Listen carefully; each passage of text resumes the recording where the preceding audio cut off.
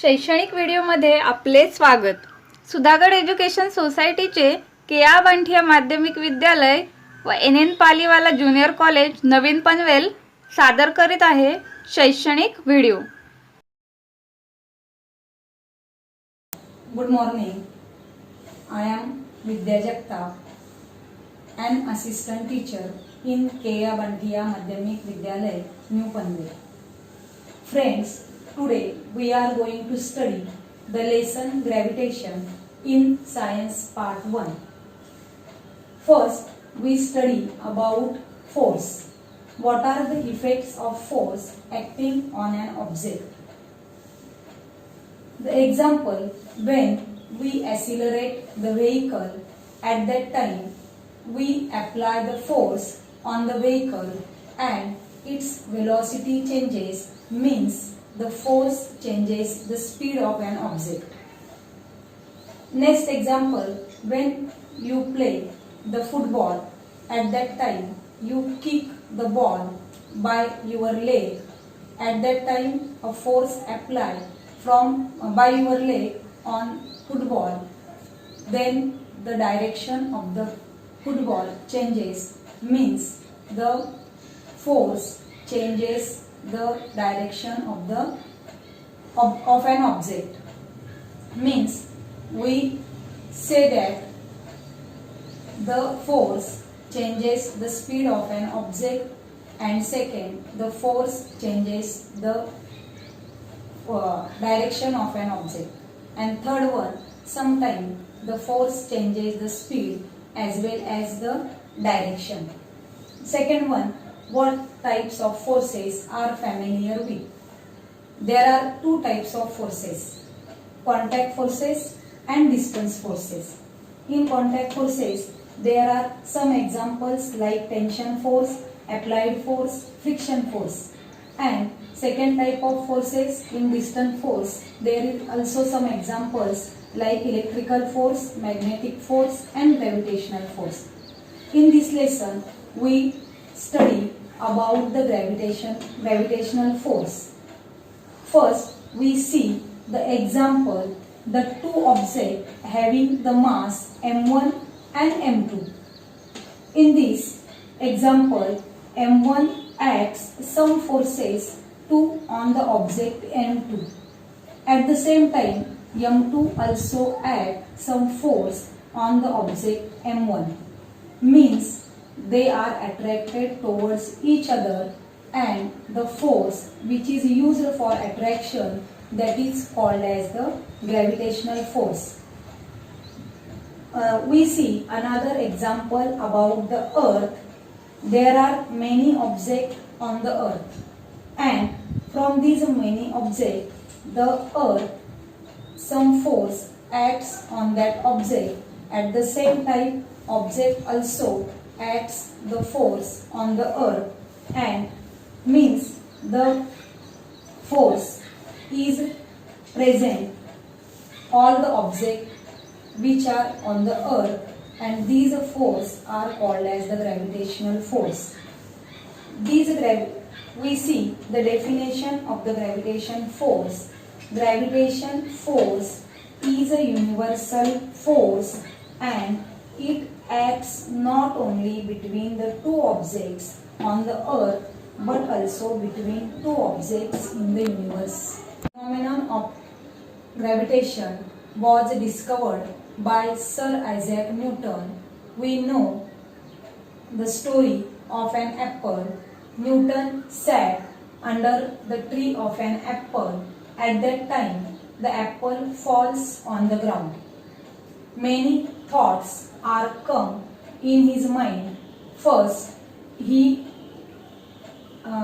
why apple does not go in upward direction, or why apple does not fly in a horizontal direction, why it is falls in a vertical direction on the earth.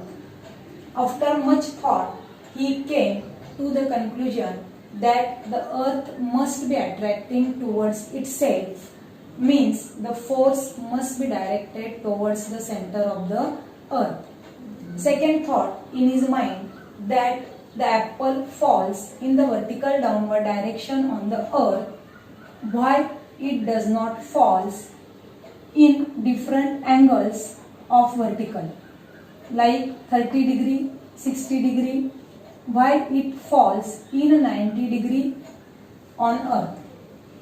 Then he concluded that the force of an apple is towards the center of the earth and that is along the perpendicular to the surface of the earth. Means the gravitational force is attracting towards, acts towards the center of the object or center of the earth, and the center of the apple and center of the earth are perpendicular to each other and therefore it falls vertically downward in direction. At the same example, like moon and earth also attracted in between, also attracted the gravitation force, and the gravitational force is not attracted in only a specific height, but it also acts on greater heights or the objects are far away from the earth. We know that the force is necessary to change the speed as well as the direction of the motion. We study the circular motion and centripetal force. First, circular motion.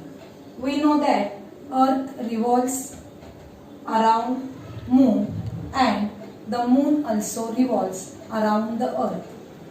Both are revolves around in a circular path that is called as a circular motion. The definition of circular motion: the motion of an object along a circular path that is called as a circular motion. Both moon and earth are revolves along in a circular path due to the centripetal force. We see a centripetal force by a activity. In this activity, a stone tied at one end of the string or a thread and the another end of a string hold in your hand and rotate the stone along in a circular path. When you rotate that stone along in a circular manner, at that time every point of a circular path it try to go in a straight line or follow in a straight line. But when it goes or try to go straight line, at that time the force pulls the stone on a circular path and therefore it goes or it revolves, it rotates around in a circular path.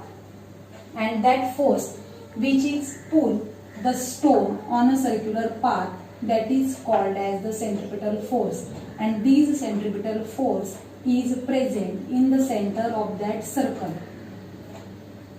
The definition of centripetal force: the force acts on any object moving along a circle and it is directed towards the center of the earth, that is called as the centripetal force.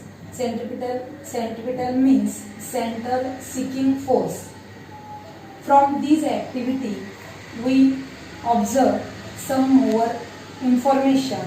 First, are they applying any force on the stone? Yes, the force is applied on the stone. Second question, in which direction the force is applying? The force is applying towards the center of a circle. Third question, how will you stop this force from acting? When we stop this force acting, when the thread release, we stop the force acting. And last one, what will be the effect of the stone? When will we stop the force acting on this stone, then stone flies to a straight line along the tangent of the circle. By this centripetal force, the sun must attracting the planet towards itself. Now we are going to study the Kepler's law. Planetary motion had been observed by astronomers since ancient times. Before Galileo, all observation of the planet's position were made with naked eyes. By the 16th century, a lot of data were available about planetary position and motion. Johannes Kepler studied this data. He noticed that the motion of planets follows the certain laws. He stated the 3 laws describing the planetary motion. We study first the Kepler's first law. We know that the Earth or other planets are revolving in a circular orbit, but actually they are revolving in elliptical orbit. In elliptical orbit, there are 2 foci.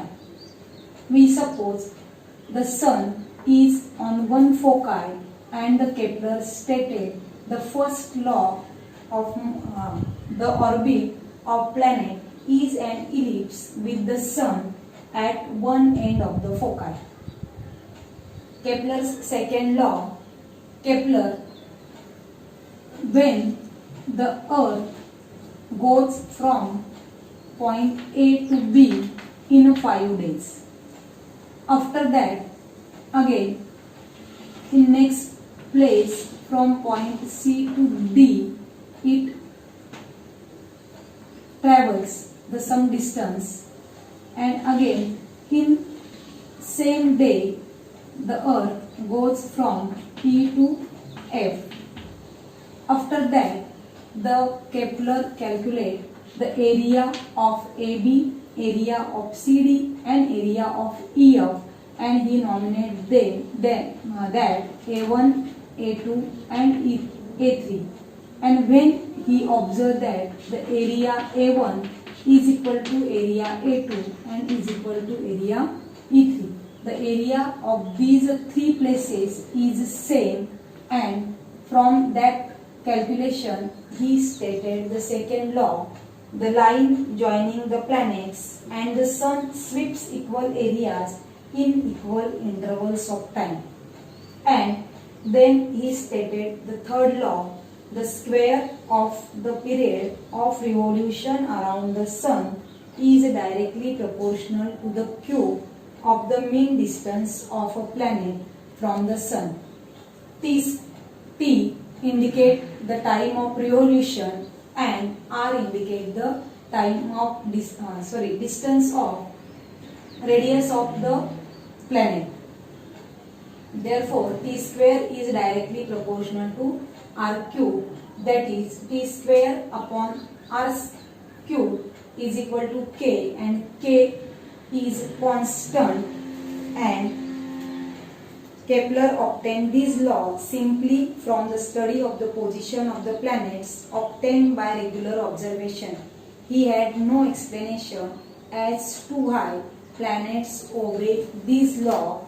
In next period, we study the Newton's law of gravitation.